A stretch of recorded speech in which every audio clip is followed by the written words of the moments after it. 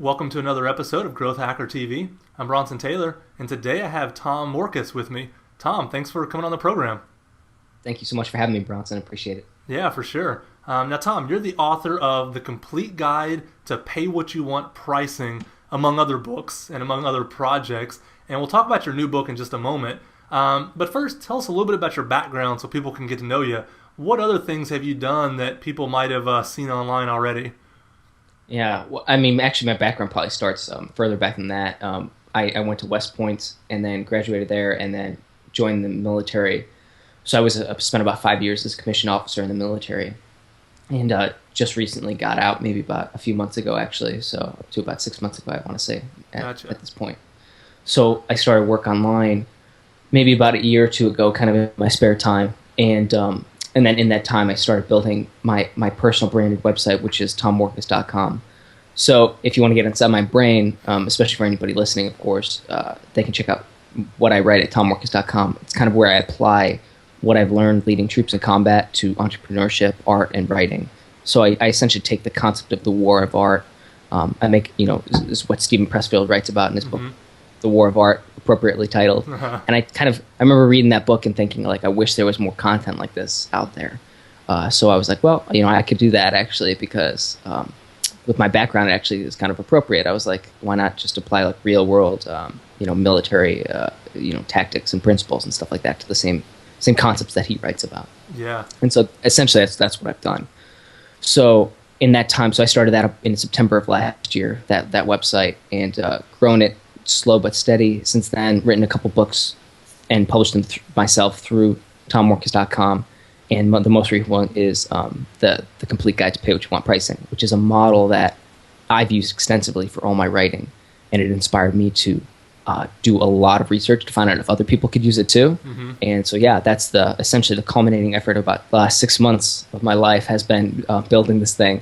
And so, yeah, I'm really excited to have it released, and I've gotten some really positive feedback. So I'm excited to see the message spread too, or the concept of pay what you want. So it's pretty cool. And we're going to dig into all the nuts and bolts of that message in just a minute. The War of Art is a great book. If people are listening to this and they haven't read that book, they need to. If you're a creative individual, it'll put a fire under you for sure.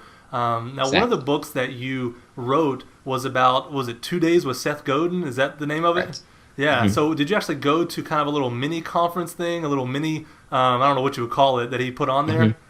Exactly, yeah. And that's funny because I was thinking about it myself, because I always kind of stumble on the words to describe it, because it's not quite a conference and it's not quite a seminar. It was just really interesting what he did. He put together this kind of 2-day event, and he had a small group of, I don't want to say it was maybe like 100 or so people. Like, it wasn't very big at all.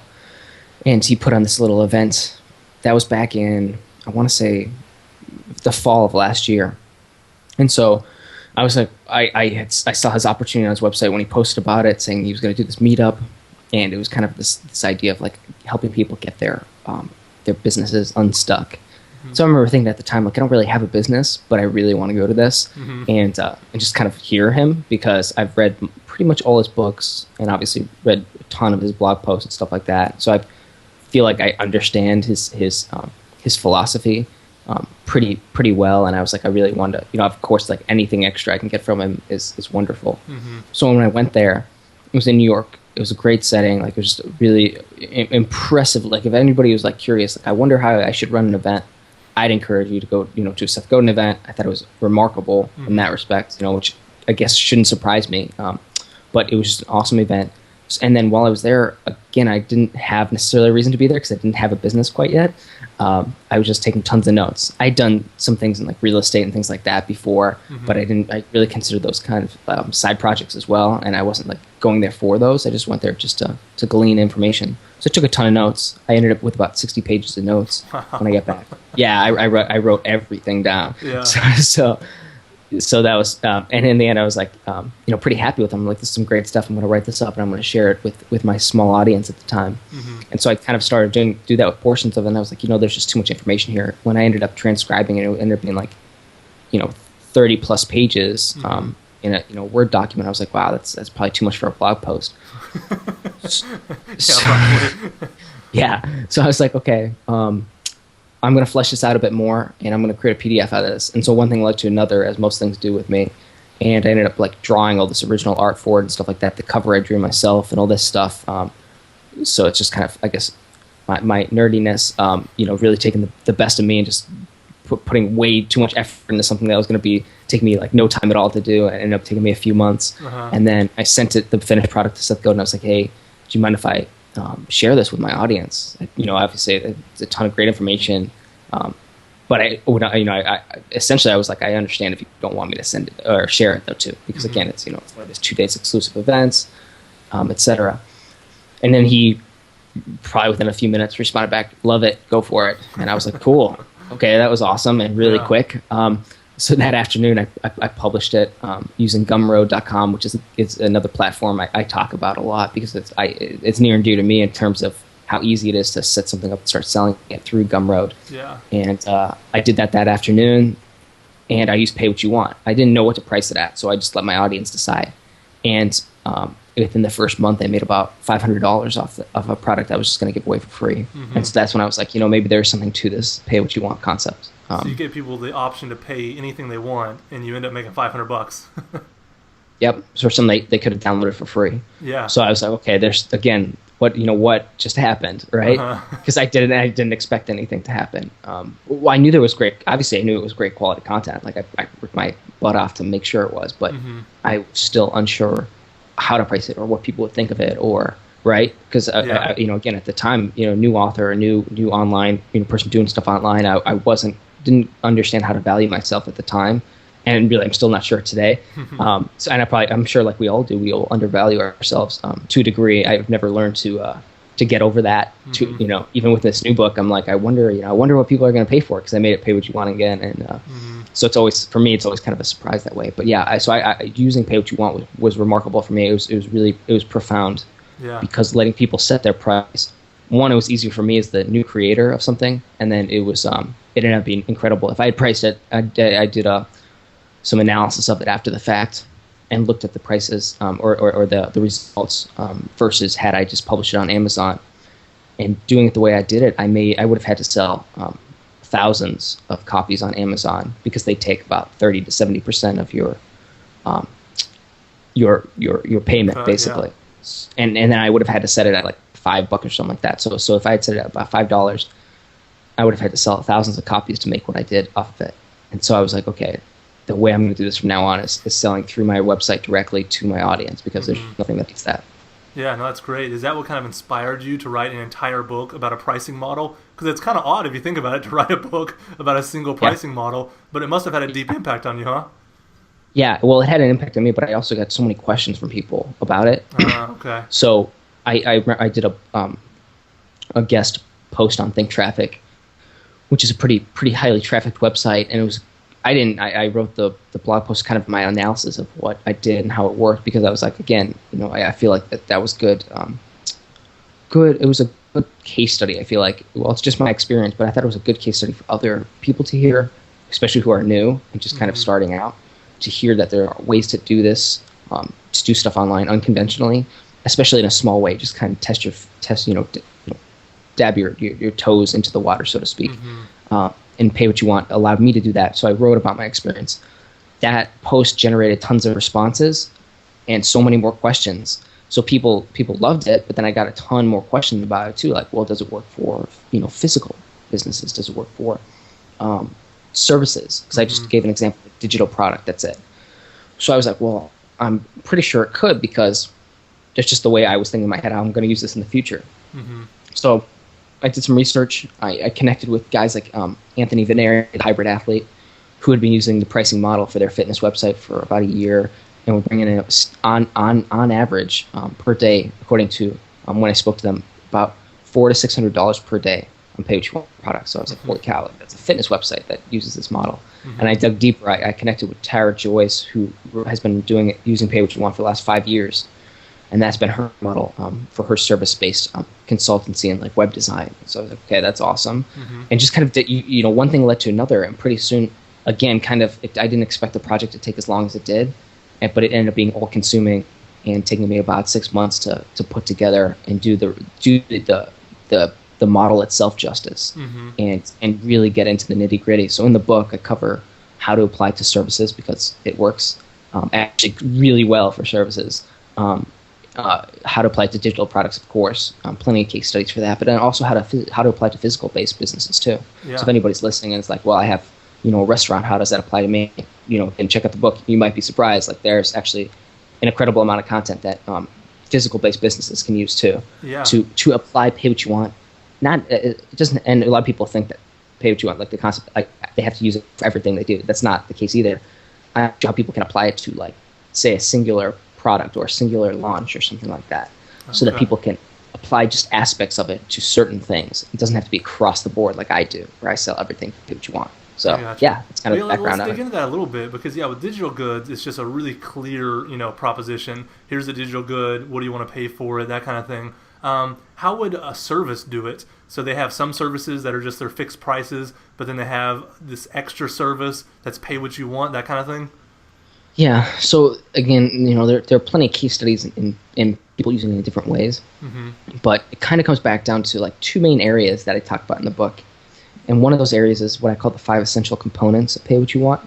So it's essentially like, it's criteria. It's like the pay what you want. Like you have to meet these 5 criteria. Otherwise, pay what you want probably won't work.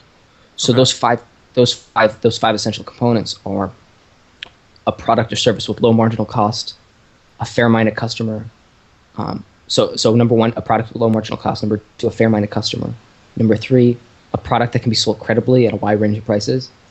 Number 4, a very competitive marketplace. And 5, a relationship between buyer and seller. Okay, now break down each of those for us a little bit, because those sound like there's a lot to go into there. Yeah. So I'll be brief, because some obviously are more self-explanatory than others. But so I'll be brief with this, because this is one of the areas. And then the second area is kind of, well, now once I met all those criteria, now what do I do, right? So this is kind of the foundation. So again, for anybody listening, to put it in context, this is kind of the foundation. You have to meet all these, otherwise probably pay what you want probably won't work. But then, of course, once it meets all these criteria, then what do you do? So that's the second kind of area that we'll get into after this. I gotcha. But so the number 1, a product with low marginal cost.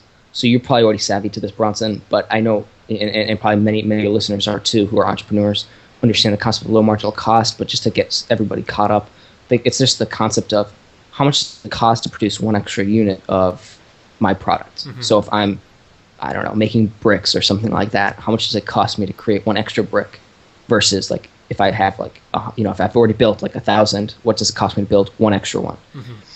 And so the concept of low marginal cost is anything that continues to decrease over X amount of units produced. Of course, when you think about that in context, digital products immediately spring to mind. There's almost no marginal cost. A bit's almost free. Exactly. Yeah. So you see immediately the draw to using pay what you want with digital products. But of course, and we can get into more details and services, and because again, that's for products with low marginal cost, but it actually works for services too.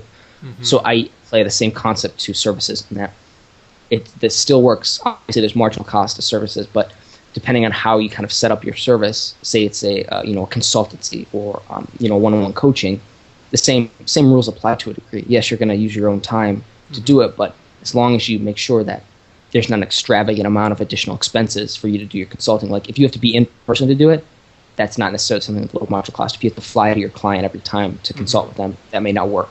You see kind of the nature of the beast right there. Yeah. And even that, there's a caveat, and we can talk about that later on. But so that's the general idea of low marginal cost products. So the second thing is a fair-minded customer. Self-explanatory. You don't want to be dealing with people that don't value what you do. So, if you find that, because I've talked to a lot of people, some people have tried to apply pay what you want in small ways and felt like it failed for them. And so among other things that they did wrong, one of them was the whole concept of fair-minded customer. Because one lady I talked to had used it, and then people took her up on her service offer, kind of sit down with her for consulting, and then never paid her for what she did. And so you never got to the, I'd love to find out more details about what exactly happened, but I just remember thinking immediately, like, that's clearly not a fair-minded customer. Obviously what we're looking for is somebody who values the time and effort you put into something. And so you might be wondering, well, how do I do that? Again, we'll get to that in number 5, which is a relationship between buyer and seller. But that's how you kind of can validate whether somebody's fair-minded or not, is by building that relationship. But you want somebody to understand that there's a person behind the product or service that you're offering, and that you're not just a lifeless corporation. Yeah. So that's the concept of fair-minded customer. So number 3 is a product that can be sold credibly at a wide range of prices. This is my rule of thumb is basically anything applies to this to a degree, under kind of 2 conditions. One, it can't be a commodity. I've made the reference before. Again, if you're selling petrol or fuel or gasoline, whatever, pay what you want probably won't work. Yeah. Right. So that's kind of, again, common sense, but it's important to understand that, and then to think, okay, well, what are things that I know what is excluded from that, but what can work? So that's, an example might be an e-course. What is the actual value of an e-course? I was going to say anything that's value-based could probably have a wide range of prices. Exactly. So that's it in a nutshell. It's anything that value-based is just the best way to put it. So anytime that the customer is deciding how much is this value to me, like what am I getting out of this? And again, I think e-courses is one of the best because, again, I'm not saying that it certainly doesn't only work for that, but it's just a great example of a credible, a wide range of credible prices for something like that. Because I know people who will sell e-courses anywhere from $50 to $5,000 or more in some cases. So depending on what the impact is and what the value is, it can be a wide range of prices. And so that's what you're looking for anytime you're selling a product or service. You want it to be value-based. Mm-hmm. So number 4 is a competitive marketplace. Again, pretty self-explanatory. You want to make sure you're not the only person in the space. So, if you find competitors around you competing for the same demographic at the same market, that's a good thing. And so pay what you want will work.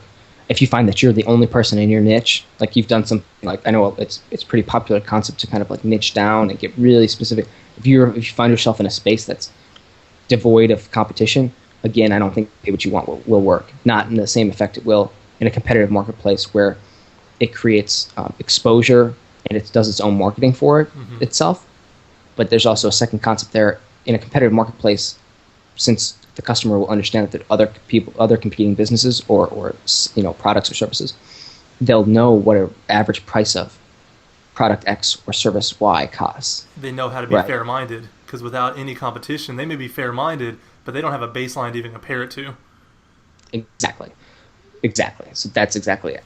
And so finally, a strong relationship between buyer and seller. Again, I would say that this, part of that is common sense, but that is so important. That a large portion of the second area that I talk about, how to actually create the perfect pitch. I call it my perfect pitch framework, about how to actually pitch your product or service using pay what you want, to encourage people to pay money for something you're giving away for free, potentially. Relationship is the most important part. And obviously that's what I had done with my audience up to that point. I hadn't sold anything before. I'd just been writing a lot. My readers I had already connected with. I try to send a hello email to everybody that subscribes to me. Even when I get swamped, it might take a few weeks, but I hand type every letter to every subscriber.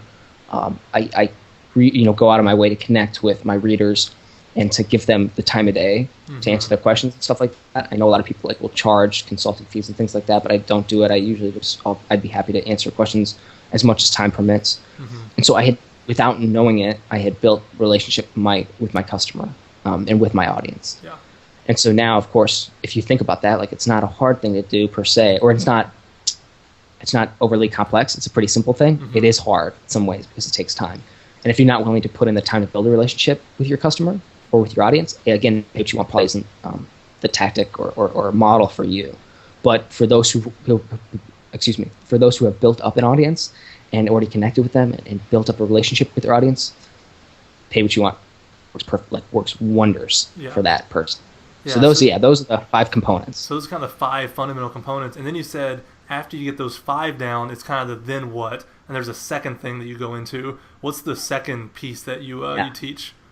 So then the second thing is what I call the perfect pitch framework. So again, let's say you're listening to this, one of your listeners is listening to this and okay, well, I think I have met all those criteria. So now one of the things somebody might be thinking is, okay, I'm going to put something up as pay what you want and watch the cash roll in. The problem with that is that just because you've met all the criteria doesn't mean pay what you want will actually work. The whole concept of pay what you want, because you give the customer the option to choose their price, you need to give that same customer a reason to choose a price, right? So it's not just here, you decide your price, go for it. When people have done that, or when companies have done that, it fails miserably. And so when you apply it appropriately, though, when applied the right way, you encourage people, you give people a reason to contribute. So that's what I call the 6-step perfect pitch framework. So there's 6 steps to it, and I can walk through those if you'd like. Yeah, walk through them real quick and let us know kind of how to put together the pitch so we can actually do this. Yeah, for sure. And this is essentially, I've been working with some people on this framework and applying it, and these criteria. Again, there's 6 steps to this. You essentially need to do all 6, and they're not hard. Again, it's just it's once you have it, the clarity of these 6 steps, you understand. Okay, I can apply this to just about anything. It might take some time for certain things, but you'll realize that these steps aren't that hard, and that they're also, some of them are universal principles. So I'll get right to it though. Yeah. So number 1 is clarify the offer. This goes for anything you're selling though. If you're doing fixed pricing, you need to clarify the offer. You need to make sure what you're offering is very clear to the customer, right? So that's why, again, if you have different entrepreneurs listening and stuff like that who are selling product or service, that's kind of a rule of thumb for anything that you're selling. And so it's no different for pay what you want. You need to be precisely clear with what you're offering and what the value is. Mm-hmm. There are hundreds of books written on just that topic, of course. So I give 2 pieces of advice. 1, keep it simple, whatever you're offering. Mm-hmm. And then 2, be straightforward and specific about what your impact is, and what your value is. Yeah. Just the two rules of thumb. There's tons of ways to get clever with it, with your headline, with your copywriting, but just to be super clear and upfront about what you're offering, that's it. Just be simple, be straightforward. Number 2 is show the audience or show your customer that you're human. Again, it kind of, you think, okay, well, that's common sense, isn't it? Well, common sense, of course, not always common practice. Mm-hmm. There are plenty of good examples of people online who are humans, and you can tell when you read their websites. And then there are plenty of people who are trying to make a connection with their readers, and they kind of come off sounding robotic. Mm-hmm. And I don't know what the reason is for that, except that I just know that the computer screen has an odd way of making this all sound inauthentic at times. Mm-hmm. So my piece of advice for that is I would even suggest, so ways to be human. 1, add a picture to what you're doing. I know it sounds simple, but there's impact there when you actually add a picture to the splash page that you're creating. Mm-hmm. And again, if you're doing this in person, if you have a physical-based business, actually be there to connect with the person who's going to contribute, meet them face-to-face. A second way to do it is include a video. Again, just like a picture, of videos can be even more powerful if you do it the right way and you let your personality shine through. And then finally, when you actually write in a casual but passionate voice. So again, people sometimes write robotically, or they don't let their personality shine through. So just tips on that is write passionately and write casually. Mm-hmm. It's a really good way to say it. I like that. Yeah. So I gave examples of like Amanda Palmer, who I actually do a case study on, because she used pay what you want for many things. But she's just a great example of somebody who is unabashedly herself online. Mm-hmm. And like I give an example in her copywriting. I was like, she misspells things, she doesn't capitalize things, but the whole time you're like, you can hear her voice when you read what she writes. Mm-hmm. That's powerful, and you can. I don't know if you can put a price on how valuable that is when you can come through the computer screen and sound like yourself and sound like a human being. Mm-hmm. And then, of course, I give examples like Louis C.K., the comedian, does a great job on his website. He doesn't actually sell pay-what-you-want products, but he sells something that can be easily pirated, which is his stand-up comedy routine. Yeah. And yet he does such a great pitch on his website to inspire you to contribute, to pay for something you can get for free easily, illegally, because of just how he presents it. So I highly encourage people to check out his website too. He does it in his funny Louis C.K. kind of like negative style, and you just like, you feel compelled to pay money. So that's kind of my overview of make sure that you're human. So show the audience that you're human. Those are my tips for that. Yeah. Number 3 is appeal to idealism. So again, kind of common sense. You need, again, you're giving people a reason to pay something for nothing, or not. I'm sorry, not for nothing, because obviously that'll be a bad way to present it. It's not for nothing. There is value behind what you do and behind what you're selling. But if they can get it for free, what's their reason for paying? So one of the reasons you can give your audience for paying is appealing to their idealism. So talk about karma, for example, or talk about generosity, or talk about, the way you're just a human being and you're not a corporation. And there's blood, sweat, and tears behind all your products and services that you create. These are things I've been doing on accident when I described some of my stuff before, and I found that the people that you apply Pay What You Want most effectively do that all the time. They remind people, and they let people know that they're human, and they'll appeal to these concepts of idealism, whether it's generosity, karma, charity, virtue, all that across the board. So appeal to that. And then ways to do that, again, my advice for that is, tell a story about the product and how you created it, or the service and how you put it together. Make references to these ideals or these virtues specifically. Talk about karma. Make a reference to it, that, paying it forward. Talk about the power of that. Or also add pictures or stories of people that this concept of Pay What You Want has impacted. So that can be as simple as, especially if you already tie it to charity, which, by the way, is number 6 in this step. The 6-step model is using charity, but we'll get to that in a second. But it also ties into idealism. So anytime you can tell stories about the impact of what this model has done. For example, if they're without means or don't have the means to contribute the full price to something, say a $500 e-course, making Pay What You Want gives them access to it. So all of a sudden you can appeal to that idealism of the consumer saying, wow, if I pay full price for this, I'm helping all these other people who don't have financial means to get the same product as well. And then, of course, another way to do this is to create a common enemy too, which is advice I give. Kind of create that dichotomy between what you do and what's out there. Again, kind of come back to the whole concept of being a human being. One great way to do this is to say that you're not a corporation, and to let people know that, and maybe making the corporation itself the enemy is one great way to do this. You're the human being. You're the one. I'm just some guy. Louis C.K. does that on Twitter. He's like, I'm just some guy, creating this stuff. I love how he writes. It says that, but anybody can say that. Anybody can really say, I'm just some guy, doing my work, and I appreciate any contributions. And so you automatically create an enemy that way, saying, okay, yeah, the corporation, the lifeless corporation, that is kind of the enemy. That's one dichotomy, but there's other ways too. Finally, or I'm sorry, number 4, not finally just yet, but this is step number 4 is anchor the price. Again, a concept that's pretty standard for most entrepreneurs. The concept of price anchoring is essentially drawing the attention of the value of what you're creating. So drawing the attention of the customer or reader or audience or whatever, whoever's viewing your product or service, drawing their attention to a high price point so they become comfortable with the high price point. Yeah. In a nutshell, there's probably better ways to describe it, but the best, probably one of the classic examples is iPads. Is one way to do price anchoring. So anytime a new iPad comes out, you'll see that there's 3 different models, maybe more or whatever, 16 gigabyte, and they're all the same except for the amount of storage capacity. 16 gig, 32 gig, and 64 gig. And the 64 gig, or whatever the highest is, will be something like $900 or $700. Which makes you feel good about buying the 16 gig. Exactly. So then when you look at the 16 gig, which is $500, it all of a sudden doesn't sound so bad. But if you had just had the iPad at 15 gigs for $500, you wouldn't be comparing it to Android. Exactly. So you're like, okay, what's my incentive? That's really quite expensive. So iPad does a great job of using its own products as price anchors. But you can also use other products as price anchors. And so you mentioned Android. In the book, I give an example of the Surface, Microsoft's tablet, which price anchors iPad because it's in the collective memory of a lot of people. And they show the iPad as $500, and then the Surface is only $350, and you get more room and you get more speed or whatever. So the way they do it is they do a great job of price anchoring. Again, the iPad, people already understand what an iPad costs for the most part, so that's price anchored. So when you look at the Surface, you're like, $350, that's nothing for an iPad, or that's nothing for a tablet. Think about that though.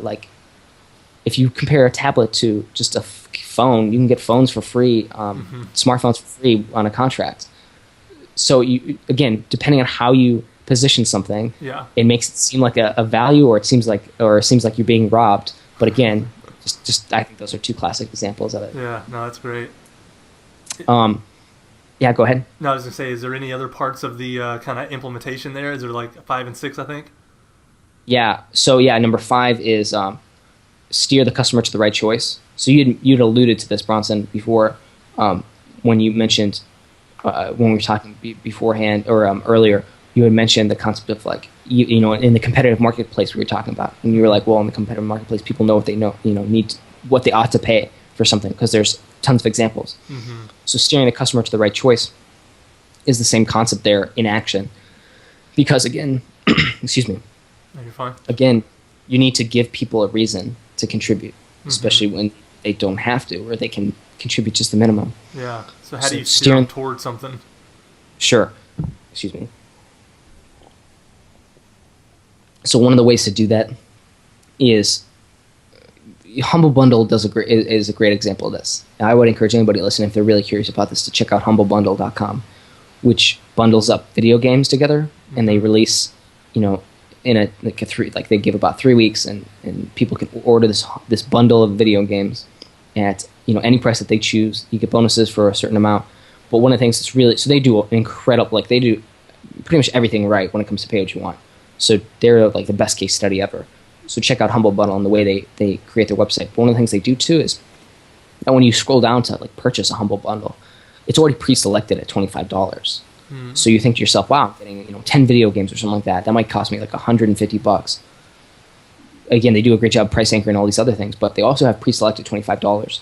So there's actually evidence to back this up in research, case studies of people who have done stuff like that. The concept of pre-selecting a price for their customer. And every time you do that, anytime you pre-select something for the customer, it's more likely that's going to be the choice. We're busy people. Oftentimes, I know I'm lazy and I'm busy, and so if somebody has pre-selected a price for me that seems fair, I might just do that if I see a pay what you want product or service, right? And a lot of people are like that too. So if you pre-select a price for them, it makes it way easier to choose, and there's no thinking. You just choose, and that's the beauty of it. A great example of a case study of that was a small, I won't say company, but a small, I want to say it was TechDirt. Yeah, it was TechDirt.com. They released a group of ebooks as pay what you want as kind of an experiment. And they had kind of built up a pretty passionate audience at that point. And what they did was they pre-selected, I want to say $5 per ebook. And the results were that the majority of people, when they contributed $5. With many people contributing over, of course. But it's just fascinating when you think about that. Again, for books that they could have gotten for free, just by pre-selecting the price for the customer, it draws them to the price. Beyond that, beyond choosing the price for your customer, you can position or make references to what a retail price should be for something like that. Again, kind of the concept of price anchoring. You can help the customer decide what fair value is, and that's another way to do it. So you can draw attention to the fact, if you're doing an ebook, you don't really have to. People kind of know because of Amazon that an ebook should cost about $10, so that value is already in somebody's head. But again, for something like an e-course, it helps to see what the retail price is. So that's a way to draw attention to it. And then finally, adding charity to the mix. So this kind of ties back into idealism, but it's its own beast, because in every documented case of pay what you want, the results have been much better, way better than when they integrate charity than when they don't. So there have been actual certain more academic experiments and case studies of this in multiple different circumstances. This concept of using pay what you want versus fixed pricing and what the results were, and then of course applying charity on top of that. And the results always are that when you add charity to the mix, people are more likely to contribute, and they're more likely to contribute a higher amount. So you might be thinking, oh, that seems sleazy to use charity to sell my products. And I don't think that's how it comes off, because if you actually apply it the right way, you're doing something good. Hopefully you're not using charity to just make an extra buck.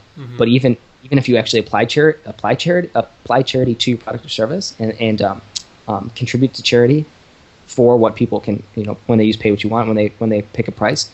If that's the worst thing in the world, I don't think that's too bad either, for obvious reasons. So that's why I think charity is awesome. Especially, again, it only works if it's congruent with the message. So I think anybody trying to game the system and use pay what you want, I'm going to use charity, I'm going to apply charity to this, and then my pay what you want product will work. Again, it needs to be authentic, it needs to be honest. But if you do add charity, it's hugely powerful. Yeah. So yeah, that's 6-step perfect pitch framework, and I know that's a lot. And if anybody's listening, take notes. But also, you can check out the book if you want. It's pay what you want, so they can pick it up for more details on this and how to apply it particularly. Yeah. No, that's great. I mean, you really walk through kind of all the components of what are the necessary conditions with you and your audience and your market, and then also how do you actually implement it. So anybody that's actually interested in this, they have what they need to try it and begin thinking about it. And just so people know who are watching and listening to this, kind of why I wanted to talk about pricing with you, and specifically pay what you want pricing, is because there's always new pricing models. I had John Lee Dumas on, and he sells his kind of community in a price that goes up every time somebody buys it. So whenever you buy it, you got the lowest priced, but if you wait till tomorrow, it's a little bit higher. That's one new kind of pricing strategy. Now you have pay what you want. And so all these things, there's a place for them, and we get stuck in ruts like, oh, there's 3 tiers, 19, 29, 49, It's like, well, let's just think. I mean, maybe there's another way to price your startup. Maybe there's another way to price your product, your book, your service, whatever it may be. And it's at least worth brainstorming. It's worth thinking about the price. Maybe it's worth trying it with a small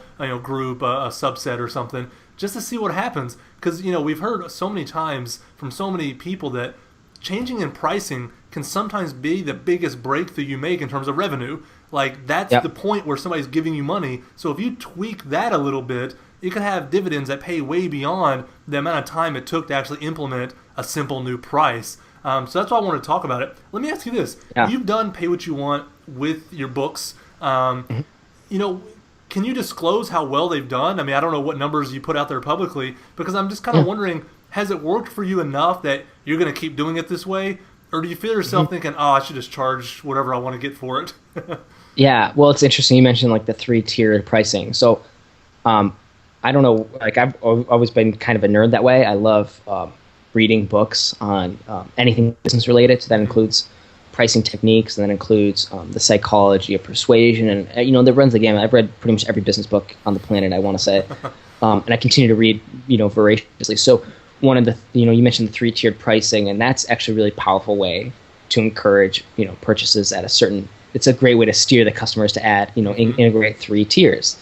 So it's interesting because you can kind of apply the same thing to Pay What You Want, but let's get off on the tangent. But using that concept, I think I may have done better in some circumstances had I used a 3-tiered pricing system in some cases. But I've also found that the interesting part too is that while I might have had more income coming in, I don't think I would have had the breadth of exposure or the reach or the impact. So Pay What You Want. So that's just kind of an overview of my general thoughts on it. Yeah. So I that's why I subscribe to Pay What You Want from me and for my products and services. And part of the power of using it just in one-off circumstances. Even if you just do it one day a year, there's tons of power in that. If you only offer your products and services, Pay What You Want on your birthday. Is a great way to do it. Fun. It builds that. It's cool. It's fun. You all of a sudden you kind of maximize customer value. So I want to say, what is that? CVM, customer value maximization, which is a really statistical way of saying what is the true value of a customer. Like if you could break a human being down into number of dollars in their pocket that they could pay you for your products or services. What is that maximum amount of money that they ever pay you for all your stuff? And so it's a number that companies like Amazon try to continue to increase and optimize. How do we squeeze every dollar out of our potential customer? Top of the bell curve. Exactly, right? So the beauty of Pay What You Want is that it can do that. It can maximize maximize the customer the value maximize the value of the customer. Excuse me, because all of a sudden you've lowered the barrier to entry. So instead of a high price point, you've lowered the barrier to entry. You get all those people that didn't have either the money to pay full price or the inclination to pay full price, who may have just ignored your product or service, but now it's Pay What You Want and they're interested. Yeah. So those are, I know I'm kind of sidestepping your question, so I'm going to get into the question now. But that's just, I feel like that's kind of important to understand. As far as how well my products have done, I want to say that book 2 Days with Seth Godin, my audience was about 150, 160 subscribers when I released it. And so I made $500 off of it in that first month. Since then, my audience is growing. But I would say I've made about $1,000 off of that one book is Pay What You Want. So not bad for I have a pretty small audience. And then with my other products combined, I made several thousand. So it's not enough money to retire on, of course. And so that I think that might give people a point of reference. So like this most recent book is Pay What You Want. It brought in, I want to say my launch, I have about 400. I had about 400 subscribers at the time, 450 or something like that when I released it. And off of that, I made about $1,000 at launch. Yeah. So if that gives people kind of like it allows us to gauge. And it's obviously it's going to be relative to the size of your audience because some of the examples you use in the book they have large audience, like the fitness website you mentioned. They're Yep. doing $300, $400, $500 a day, but they have a large audience. So it's not Exactly. good or bad in terms of the pricing model. It's just it's always Sure. going to be related to the person actually selling it. Exactly, right. And so that's kind of the brilliance of it. And I kind of come back to this point in the book as well, but also just anytime I talk to people, I say, this was like the perfect pricing model for me when I first started, and I still obviously love it because I was an unknown author at the time. Who's going to listen to Tom when there's potentially like a million other Tom-sounding people on the planet, maybe writing about similar topics about business or entrepreneurship or even these pricing models and things like that. So who's going to listen to me? Again, I think that for the person listening who's like, because I was super timid and I was very scared to write online. I think because I was in the military too, I was like, where are my boundaries? Like, I don't want to divulge too much stuff, and I kind of want to keep this under the table because I was doing it in my spare time. So it was a fine line. So I was like kind of too scared to really promote my work or anything like that.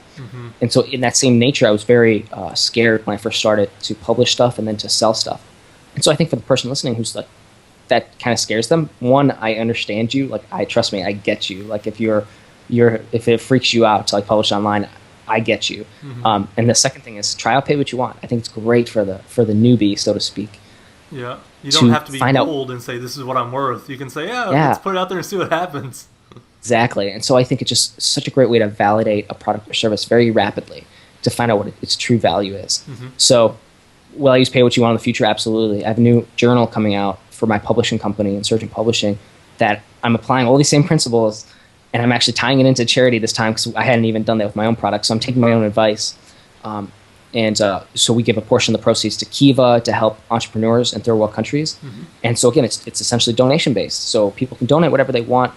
It's like $1 per issue minimum, but you can donate as much as you want above that, and a portion of every dollar goes to Kiva. So I'm still integrating. I still believe in it. I still believe it works for certain things. I definitely believe it works for this publication that I'm getting ready to release in January. Yeah. So just another example. I think it can work for some people, and it definitely works for me, and I still love the model. So I'm continuing to use it. No, it's cool to hear. Well, Tom, this has been great kind of getting inside your mind, talking about pricing with you, just kind of expanding our horizon on what possibilities are out there in terms of pricing. I have one last question for you. You've put out some digital goods. You put out ebooks, those kind of things using Gumroad. And Gumroad's amazing. I agree with you. I mean, they do so many things there that make life so easy. But besides the pay what you want pricing model, what's some of the best advice you have for people that are putting out their digital goods? You just mentioned not being afraid. You use the pay what you want. Anything else you have for us that you've learned kind of in the last year or so? Start in a small way. Start now.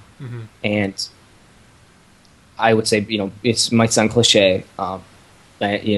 Start sounds cliched. I'm sure everything sounds cliched at this point in time because I've read so many about these, things about this work online and stuff like that, and the different advice people give. But it's true. Start today. Start small, and be consistent about it. I couldn't have predicted where I'd be right now if I hadn't been unreasonable when I first started, which was writing in my spare time, writing when I have a couple lunchtime free at work or something like that, and I'd go to my car and I'd type in my car, or when I get home on the weekends, instead of watching TV, I would write, or I would work on creating products or things like that. If you are entirely invested in this stuff, start small, be consistent, and be unreasonable. Don't be turned off or fearful of what might happen. The truth is, I think, for anybody starting out especially, most people will ignore you. Exactly. And that's the worst thing that can happen. So just take that with a grain of salt. And I'm not saying you do your best work, absolutely do your best work, but remember at the back of your mind, like, nobody takes you as seriously as you do. Exactly. And that's coming from me, a guy who I'm a perfectionist, and I'm my own worst critic. So I fight that battle every day to just shit. So yeah, that's my best advice. That's great advice, and I agree wholeheartedly. I mean, people are always afraid to get their startup going, to put out their digital good, to do whatever. And the thing is even after you do it, most people won't care. It's not like there's going to be a black mark on your reputation. Nobody knows you exist still. Like, it takes so much work to get the ball rolling that no one's ever going to you just have to put things out there. Absolutely. Well, Tom, thank you so much for coming on Growth Hacker TV and just sharing all your insights with us. Bronson, thank you so much for having me. I really appreciate it, and I hope the audience appreciates it and learns something and tries applying it. And again, they can definitely reach out to me anytime, and I'm happy to answer questions. Time permitting, I answer everybody's emails, so they can definitely reach out to me at tom@tommorkes.com. That's awesome. Thanks, Tom. For sure. Thank you.